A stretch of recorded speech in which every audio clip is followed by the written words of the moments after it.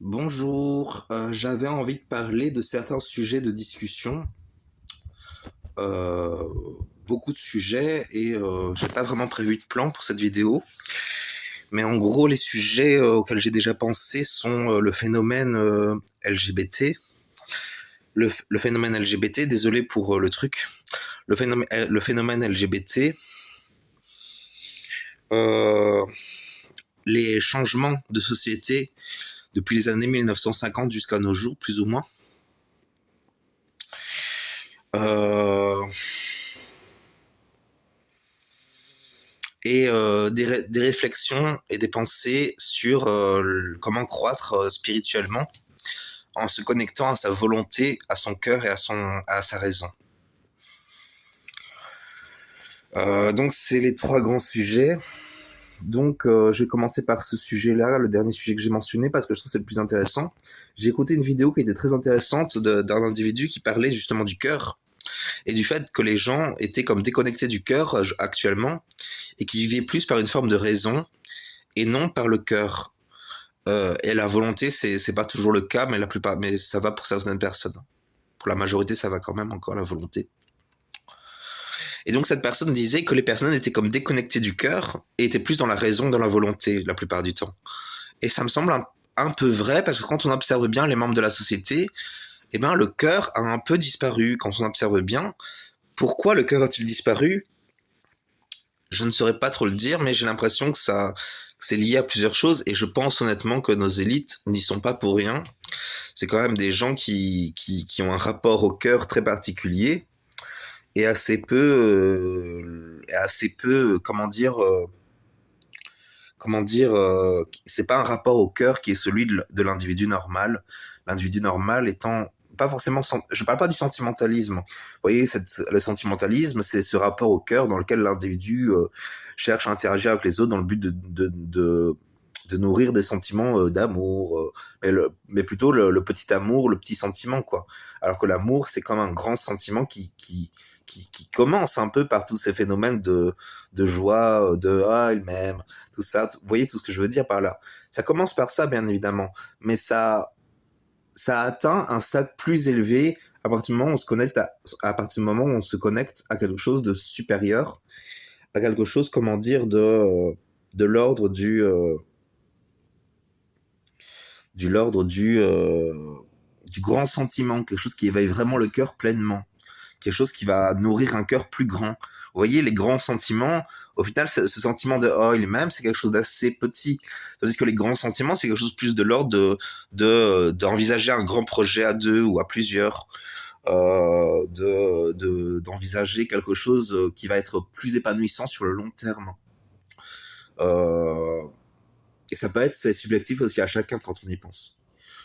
Voilà pour parler du cœur. Donc le cœur, c'est cette partie de nous-mêmes qui nous connecte à quelque chose que l'on ressent et qui est à la fois physique et spirituel et qui connecte à l'âme aussi.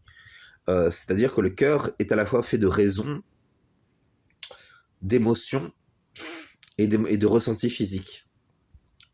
Et c'est pour ça que le cœur est la partie de nous qui est comme la plus... qui est le cœur au final de tout notre être. Et c'est important de se connecter à son cœur. Et comment se connecter à son cœur? Alors c'est subtil, ça demande de réussir à se connecter à la fois à soi, à sa dimension du soi personnel, et aussi de l'ouvrir à quelqu'un d'autre.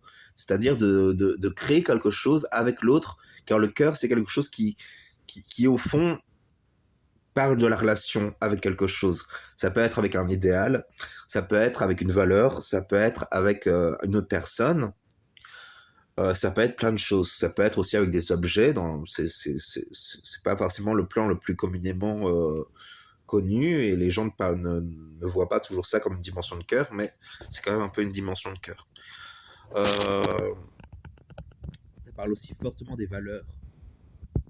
Les valeurs étant quelque chose, encore une fois, de subtil. Il y a aussi les notions du spirituel, de l'esprit, de la raison, de l'intellect. Cette dimension-là, c'est quelque chose de subtil parce qu'il y a à la fois, on a à la fois accès à la pleine lumière qui nous dit que rien n'est réellement bien, Et en même temps, quand on regarde bien les contextes, les situations de la vie, on se rend compte qu'il y a quand même des choix qui penchent plus vers le bien que d'autres. Il y a des choix qui nous amènent plus vers plus d'harmonie ou vers plus de bien-être. Bon, c'est pas toujours à 100% le cas. Parfois, on est tellement pris dans une situation qu'on a des difficultés d'envisager une option qui amène vers une forme de bien-être. Et puis, la vie est remplie d'épreuves et de péripéties aussi. Et parfois, on est comme en dehors de cette capacité de ressentir quelque chose. Mais la plupart du temps, on a toujours cette capacité d'envisager quelque chose pour soi et pour les personnes que l'on côtoie. Qu'est-ce qu'on peut dire d'autre sur le cœur et la raison et la volonté? Ben, les trois doivent un peu jouer les rôles les uns avec les autres. Ce qui est intéressant, c'est que chaque religion monothéiste est connectée à l'un de ces trois dimensions. Le judaïsme, c'est le mental, au sens l'intellect, la raison, aussi un peu la lumière, mais la lumière ne vaut lumière qu'en relation avec le cœur et la volonté, et la réalité dans laquelle on vit individuellement, bien évidemment. Ça, c'est la tête, c'est plutôt le judaïsme qui est connecté à ça. Il y a le cœur, c'est plutôt le christianisme, et il y a la volonté, c'est plutôt l'islam. Donc au final, on doit apprendre un peu de toutes les religions au final. Car les trois grandes religions ont toutes les trois quelque chose à apprendre à l'individu. En sachant que l'islam est quand même un peu plus abouti que les deux autres religions, que le judaïsme est un peu trop dans la tête, le christianisme, à la base, était un peu trop dans le cœur, et finalement, aujourd'hui, est-ce qu'on est toujours dans le cœur, dans le christianisme? C'est difficile à dire au final. Certains, oui, d'autres, c'est plus difficile. Et enfin, il y a les musulmans qui sont au fond plutôt équilibrés, mais qui ne sont pas en soi une religion qui serait la vraie religion ou je ne sais pas quoi. Ça, c'est un peu faux quand même. Même s'ils ont une place particulière pour Dieu, ça, en tout cas, c'est ce que j'ai entendu. Et quand on voit leurs œuvres et leur mode de pensée, ça peut paraître cohérent a priori, en tout cas. Donc voilà pour l'introduction sur ces notions importantes du spirituel, du cœur et de la volonté, qui sont des sujets importants que je vous invite à méditer, à voir comment ça s'inscrit dans votre vie. La volonté, c'est tout ce qui est de l'ordre de la discipline.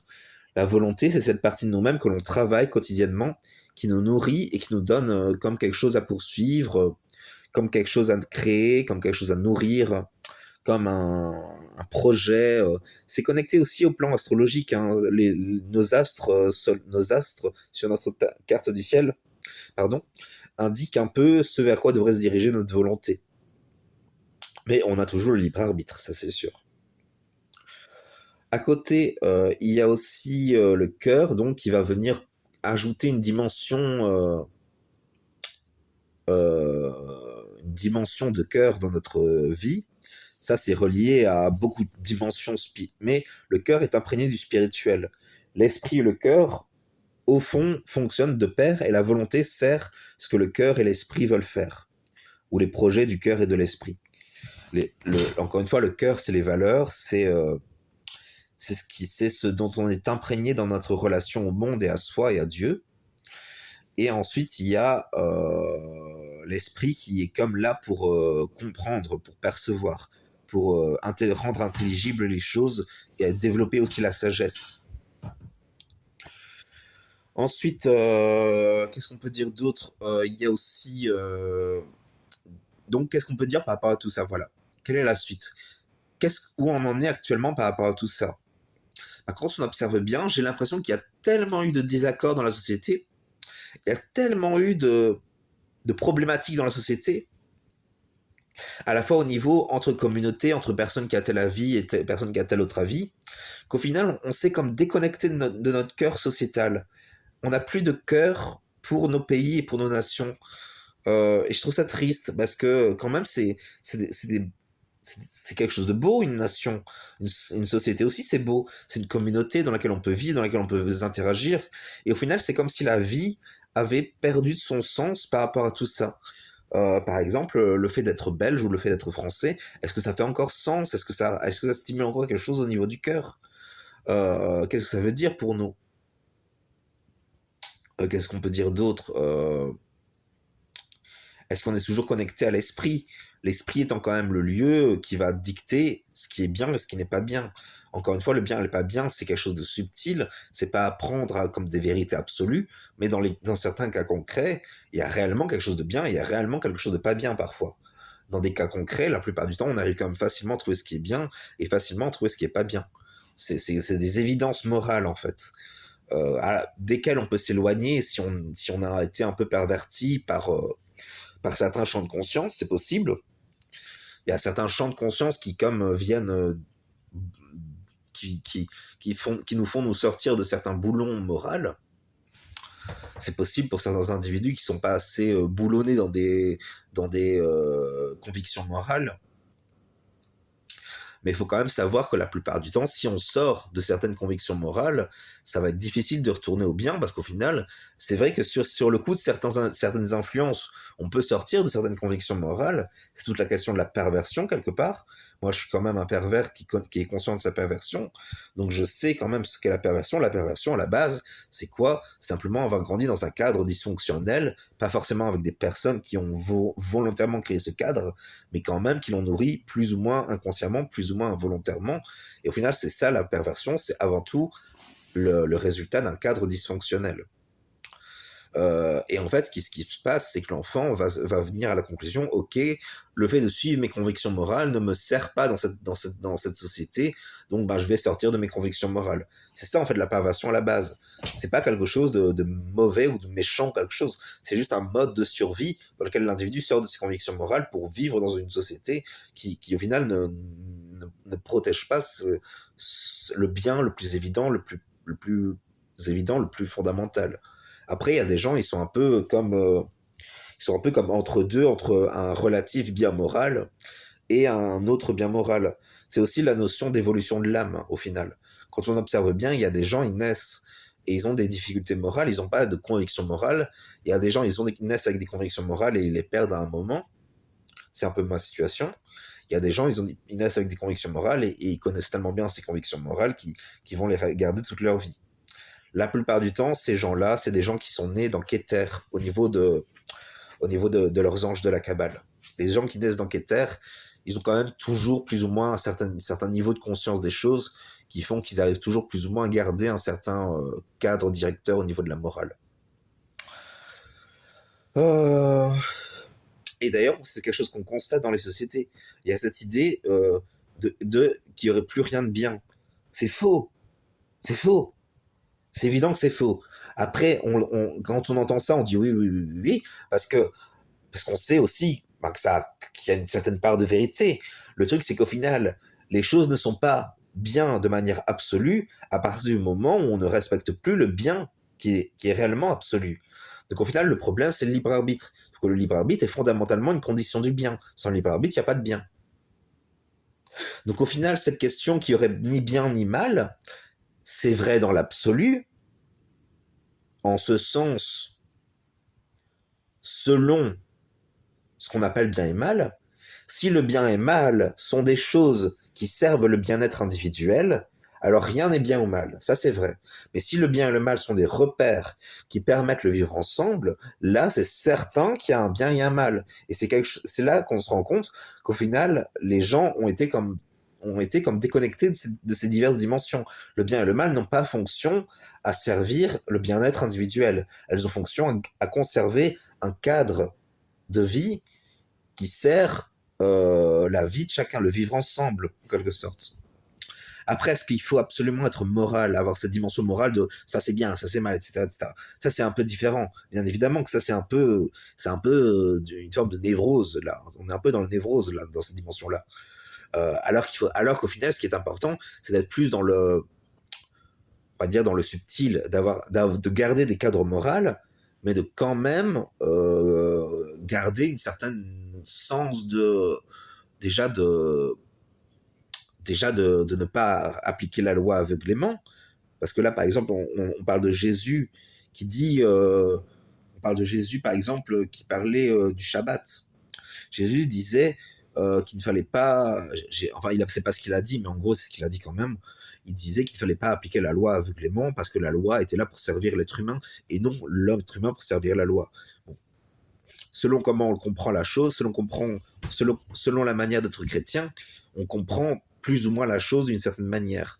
Mais au final, c'est le sens profond, c'est ne pas appliquer la loi aveuglément, parce que parfois, il y a des situations dans lesquelles on est et qui font naturellement qu'on doit faire autre chose que ce que la loi dit. C'est comme...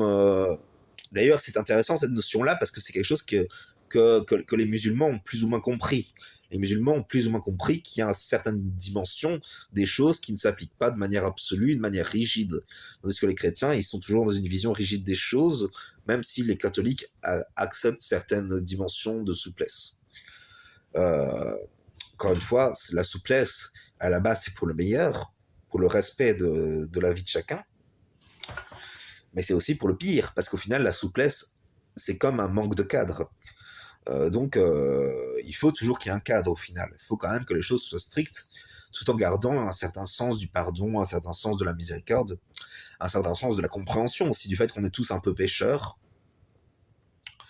simplement par notre nature humaine au final. C'est notre nature humaine qui fait ça avant tout. À côté, qu'est-ce qu'il y a d'autre d'important à comprendre dans tout ça? Déjà, quand on observe bien les sociétés, moi je trouve quand même que les enfants, ils ont grandi avec des parents tels qui ne peuvent plus entièrement comprendre ce que sont le bien et le mal. Euh, ou en tout cas, ils sont tellement, je suis désolé, hein, ça va vous choquer, mais la plupart des enfants et la plupart des gens que je côtoie au quotidien moi-même sont tellement pervertis dans certaines dimensions du jugement moral qui sont comme déconnectés de l'essence de ce qui fait le bien et le mal. Encore une fois, je le rappelle, le bien et le mal, c'est avant tout une conclusion logique du fait que pour vivre en société, il faut des repères. Alors il y a des gens, ils vont tordre les choses en disant que telle chose n'est pas fondamentalement normale, qu'au final il y a toujours une subjectivité, etc. etc. Bon ça, là, on est clairement dans la perversion. La névrose dit clairement les choses.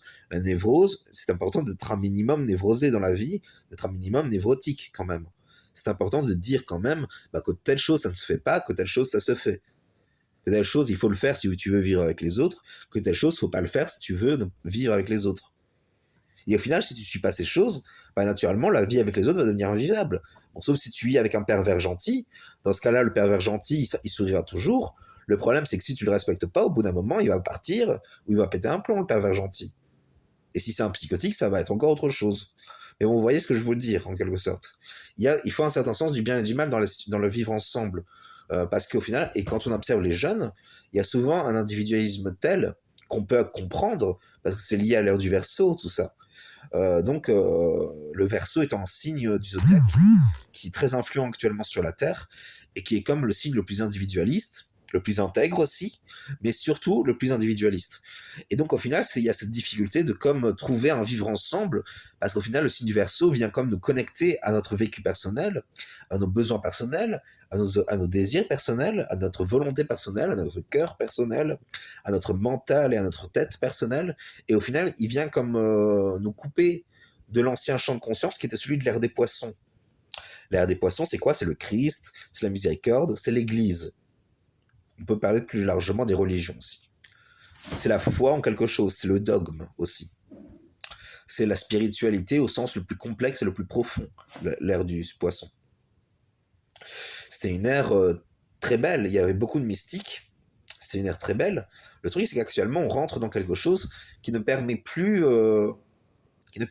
vraiment de vivre comme avant, mais on n'est pas encore dans ce qui va venir après. Donc au final, on est comme perdu, quelque part. On est un peu sans repère. Et donc, en quelque sorte, c'est pour ça que... Alors après, les gens sont pas bêtes, hein. Bien évidemment que les gens ont des repères quand même, et les gens savent les choses. Le truc, c'est qu'il faut quand même se constater que c'est un peu insidieux, hein. Le mal, c'est quelque chose d'insidieux. Ça se camoufle derrière des intentions qui sont en apparence bonnes. Donc ça commence par simplement cette idée qu'il n'y a pas de bien et de mal. Ça commence par là. Ça commence toujours par là, hein. Toujours. Ensuite, ça développe sur des idées telles que tel péché ne serait pas un péché. Ça aussi, c'est quelque chose qui est souvent dit. Il n'y a pas de péché, alors, dans le sens subtil des choses, ça peut être un peu vrai. Mais dans le sens réel des choses, c'est faux.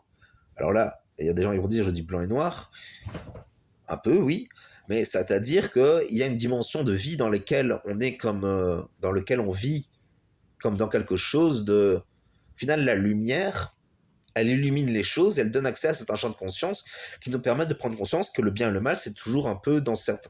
qu'il y a une dimension à la fois vraie et en même temps qu'il y a une dimension connectée à quelque chose de concret. C'est-à-dire que quelque chose... C'est-à-dire que... Alors, je sais pas comment le dire, mais bon, je sais pas comment le dire parce que quelque part, moi aussi, je suis atteint par tout ce phénomène-là. Donc, je suis comme déconnecté de tous ces enjeux réels du bien et du mal. Parce qu'il faut savoir que la perversion, c'est quelque chose qui brouille complètement les repères pour l'individu. Quand quelqu'un est vraiment profondément dans la perversion, un peu comme moi quand même au final, il y a comme une perte de repères qui empêche le rapport aux autres. Alors la plupart du temps, en tant que l'individu est encore conscient des limites et des rapports de vie des autres, ça va encore. Mais le problème, c'est qu'il y a certains moments où l'individu ne pourra plus fuir ses problématiques personnelles et son manque de repères. C'est pour ça qu'il est important d'avoir des repères dans la vie, d'avoir quelque chose qui nous dit ça il faut pas faire, ça il faut faire. Ou en tout cas ça tu es invité à le faire. Et c'est important d'avoir quelque chose qui va nous rappeler qui va nous rappeler, j'ai envie de dire un cadre, mais c'est pas tellement la question du cadre, parce que le cadre lui-même peut être un peu perverti. Au final, la seule chose qui convient, c'est la névrose. Et la névrose est elle-même quelque chose qui n'est pas entièrement blanc, bien évidemment, parce qu'il y a cette dimension de frustration, de difficulté il y a ce rapport de conflictuel avec le cadre. Donc au final, cette question de est-ce qu'il y a ou non un bien absolu et un mal absolu, oui. Simplement, il ne faut pas voir ça comme quelque chose qui serait, je sais pas. Pour parler du phénomène LGBT du coup, pourquoi je parle du phénomène LGBT? Parce que quand on observe bien, le phénomène LGBT en lui-même n'est pas si grave que ça. Simplement, c'est un phénomène qui ouvre la porte vers d'autres choses. Quand on y pense, la gay pride, c'est quand même de la dépravation. Alors certains vont dire ah non, non, non, non, c'est la protection des droits et tout ça. Bon, je suis homosexuel, je sais ce que c'est quand même qu'être homosexuel. Je sais aussi ce que n'est pas l'homosexualité. L'homosexualité, à la base, c'est quelque chose que tout un chacun a en soi, plus ou moins. Et selon ses expériences, l'individu va plus ou moins ouvrir la porte et plus ou moins s'engager dans la porte. Ou plus ou moins en sortir aussi. Euh, quand on observe bien, le fait que quand on observe bien, c'était un phénomène qui était comme par petit tâtonnement, par petits pas à chaque fois. Et quand on observe bien, aujourd'hui, on est entré tellement loin dans cette déconstruction des repères qu'on peut se demander qu'est-ce qui arrivera demain. Donc, quand on observe bien, actuellement, la société, c'est quoi? C'est des élites complètement dictatoriales qui ne donnent plus aucun, qui ont un rapport aux citoyens complètement, qui ont complètement manque de bon sens. Ils sont déconnectés de la névrose la plus fondamentale au niveau du vivre ensemble. Peut-être qu'ils ont leur raison, ça on ne sait pas, on ne sait pas à 100%.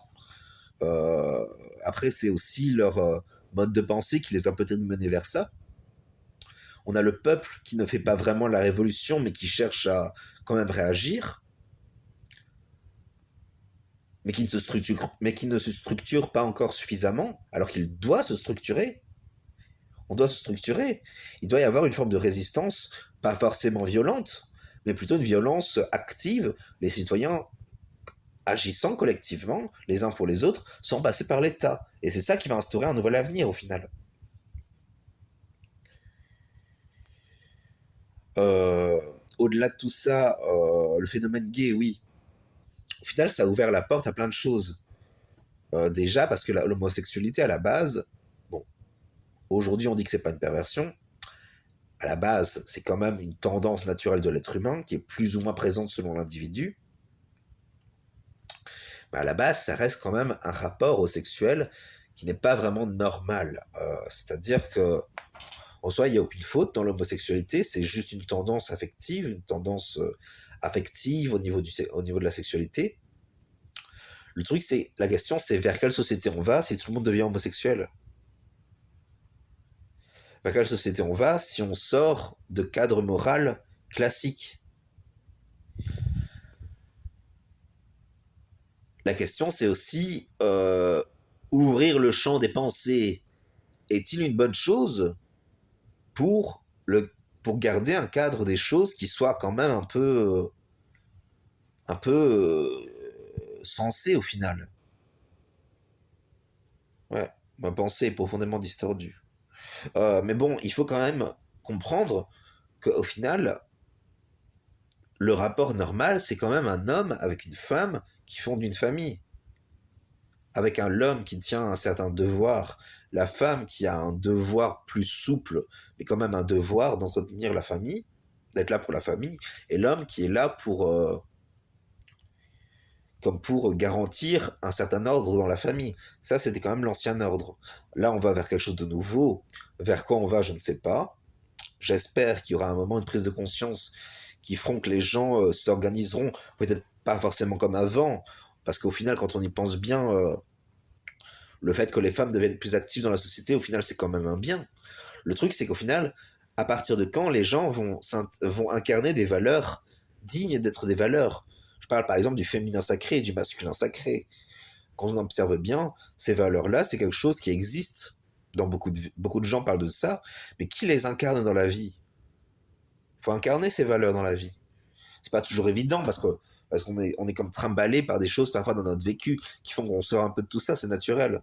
C'est partie de la vie. Simplement, c'est important de savoir y retourner et de savoir se recadrer à un moment. C'est important aussi de pouvoir dire quand on est désolé envers quelqu'un parce qu'on a fait quelque chose, parce qu'on a péché, on va dire. Le péché n'étant pas une faute à la base, mais simplement une erreur. À la base, pécher, ça veut simplement dire faire une erreur. C'est pour ça que d'ailleurs le péché est pardonnable par Dieu. Qu'est-ce qu'on peut dire d'autre sur tout ça?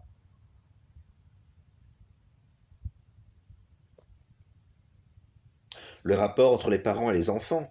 Quand on observe bien, les rapports entre parents et enfants a été complètement déstructuré et aujourd'hui on est dans quelque chose qui est en soi naturel, mais qui n'est pas un rapport normal des parents. Parce que là, ce qui est normal, c'est la névrose, c'est le parent qui garde son rôle de parent, qui, euh, qui transmet des devoirs et des droits à son enfant. C'est le parent qui transmet des valeurs qui vont permettre à l'enfant de vivre de manière équilibrée et normale avec les autres personnes qu'il côtoie. C'est le rapport de l'individu qui va comme transmettre aussi. C'est vraiment ça, c'est les valeurs au final. Les droits et les devoirs étant au final des valeurs. Euh, et au final, quand on observe bien, il y a tellement de choses qui ont été déconstruites qu'aujourd'hui, on est quand même comme perdu. Hein. On manque complètement de repères. Alors heureusement, les anciens, ils ont toujours leurs repères. Simplement, les jeunes, quand on observe bien, vers quoi ils vont? Vers quoi ils vont? Parce qu'ils sont tellement déstructurés, ils sont tellement dans un monde qui est le leur, qui sont comme déconnectés de la vie classique. La vie classique étant au final d'il y a très longtemps. Parce qu'au final, la- parce que quand on observe bien, la vie classique, c'était celle d'il y a environ jusqu'à 1850, je dirais. À partir de 1850, c'est à partir de ce moment-là que les inventions ont commencé à venir.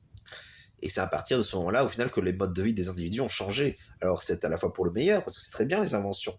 Mais à côté, ça change tellement les sociétés que vers quoi on va. C'est quand on y pense, les Mormons, ils ont un mode de vie, au final, qui les sert très bien.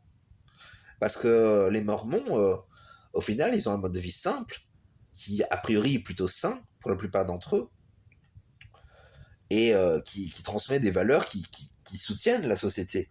Alors qu'aujourd'hui, actuellement, les valeurs, est-ce qu'elles soutiennent la société? Déjà, est-ce qu'il y a encore des valeurs?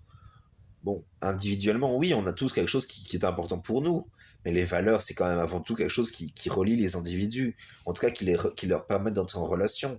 C'est quelque chose qui questionne l'individu dans ce qu'il vit au plus profond de lui-même, dans son rapport à son âme, à son esprit, à sa vie, à ses ressentis, à son rapport aux autres, à son rapport à ce qui compte pour lui, ce qui est important, en gros. Et quand on observe bien, tout ça a été complètement perdu de sens, mais vraiment par tout le monde, j'ai l'impression. Parce qu'au final, et c'est assez simple, hein, mais au final, quand on observe bien, c'est simplement parce que les élites ne font pas leur job. Au final, l'essentiel est là, hein, parce que c'est quand même l'essentiel est là, parce que et déjà, ils n'ont pas suffisamment protégé la France pendant au début de la crise Covid. Ils auraient dû couper les ponts directement de tout. Euh, quoi d'autre aussi ils sont complètement déconnectés des valeurs les plus basiques. Ils sont dans un mode de pensée qui est complètement déconnecté de la vie des individus les plus normaux de la société.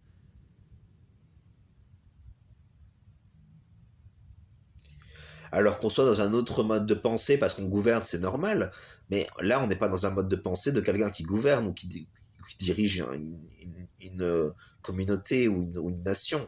On est dans le mode de pensée de quelqu'un qui manipule déjà, qui ne choisit pas les mots au hasard, qui n'est pas naturel en quelque sorte.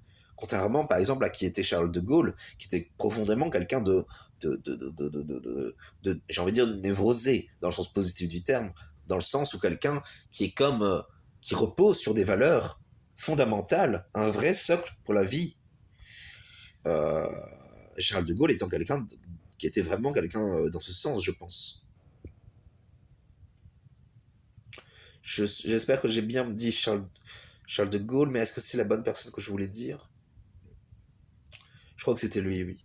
Charles de Gaulle était quand même un peu quelqu'un dans ce genre-là. À côté, qu'est-ce qu'il y a d'autre d'important à dire? Il y a le fait que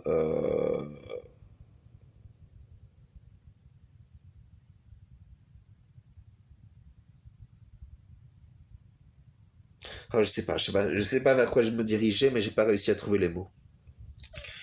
Mais bon, je vous invite à me répondre dans les commentaires, parce que quand on y réfléchit bien, j'ai l'impression que c'est quelque chose qui est vrai, mais en même temps, je serais curieux d'avoir votre commentaire, déjà pour promouvoir la chaîne, oui, c'est sûr, mais en plus pour vraiment enrichir mon développement, parce que ce serait intéressant de voir ce que vous en pensez. Déjà, est-ce qu'il y a des vrais biens et des vrais mal absolus selon vous? Bon, pour moi, la réponse est claire, c'est oui, hein. Il y a clairement quelque chose qui... Ça existe, hein, c'est évident. C'est évident. Euh, c'est quelque chose aussi à laquelle on ouvre son esprit avec le temps.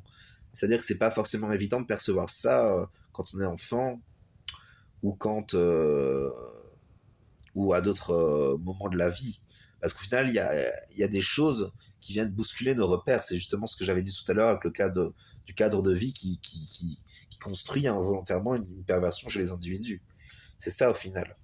C'est le manque de repères, c'est le manque de compréhension de comment fonctionnent les choses qui fait que les individus deviennent comme sans valeur, au sens où ils n'ont plus de valeur. Ou alors ils perdent la conscience de ce qui les rend valeureux.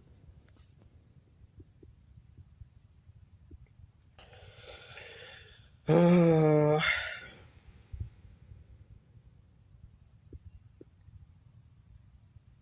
J'ai l'impression qu'il y avait autre chose que je voulais dire.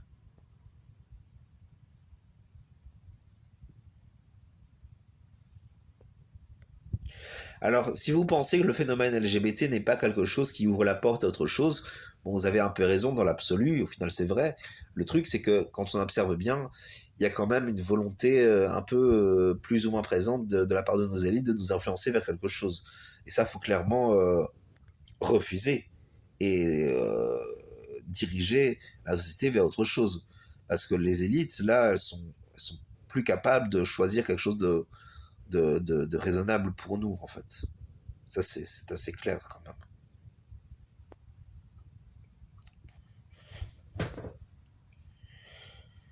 Ou en tout cas, il faudrait re-questionner les élites sur des fondements profonds. Il faudrait une interview qui questionne sur tout ça, parce que quand on observe bien, vers quoi on va. Surtout qu'il y a beaucoup de gens qui parlent de dictature. Euh,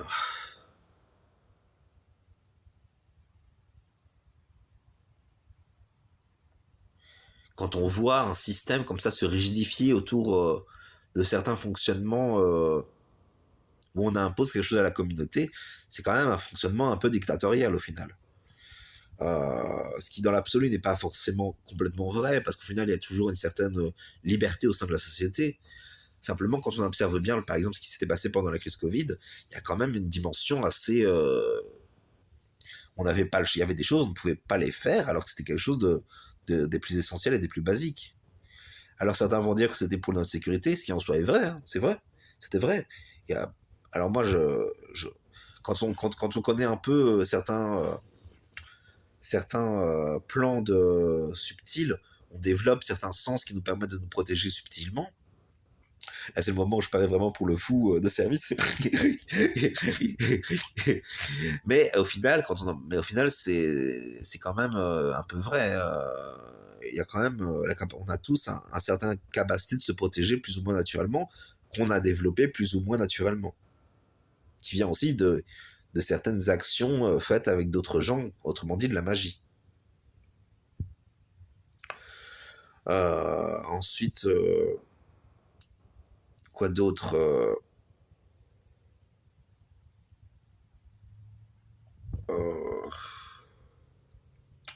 Ça fait déjà 36 minutes. En plus, j'ai pas l'impression d'avoir dit autant de choses que 36 minutes. Peut-être j'ai dit beaucoup de mots, mais j'ai l'impression que l'essentiel au final était résumable en très peu. En 12 minutes, j'aurais pu dire tout ça déjà. Je crois que je vais m'arrêter là parce que c'est déjà long. Donc vraiment, je vais quand même résumer l'essentiel de la vidéo. C'est peut-être des questions que j'aimerais vous poser. Euh, Est-ce que selon vous, le phénomène LGBT est un chemin qui pourrait involontairement, plus ou moins involontairement, mener vers autre chose? Et comment pourrait-on empêcher et créer des nouveaux chemins de société pour les individus? Euh, Ensuite, quoi d'autre selon vous, les élites sont-elles, entre guillemets, bienveillantes envers le citoyen lambda, envers la plupart des citoyens, ou sont-elles quelque chose d'assez, comment dire, qui manque qui manque de certaines valeurs, on va dire, ou qui sont déconnectées des valeurs les plus basiques de l'individu?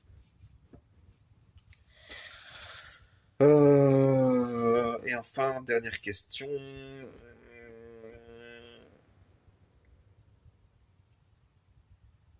Est-ce que vous vivez régulièrement dans votre journée un rapport au cœur qui vous permet de vous épanouir par rapport à ces dimensions-là de la vie? Voilà pour ce que je voulais vous dire aujourd'hui. Les trois questions, si vous pouviez au moins y répondre à une, parce que je pense quand même que ça peut être intéressant pour nourrir la pensée de chacun. Et aussi, et aussi dernière question qui est très intéressante. Selon vous, y a-t-il un bien et un mal absolu? Je ne sais plus si je l'ai posé cette question-là. Je crois que oui, mais je n'en suis pas certain. Enfin bon, merci d'avoir regardé la vidéo. Désolé pour les perturbations et je vous souhaite une bonne journée ou soirée.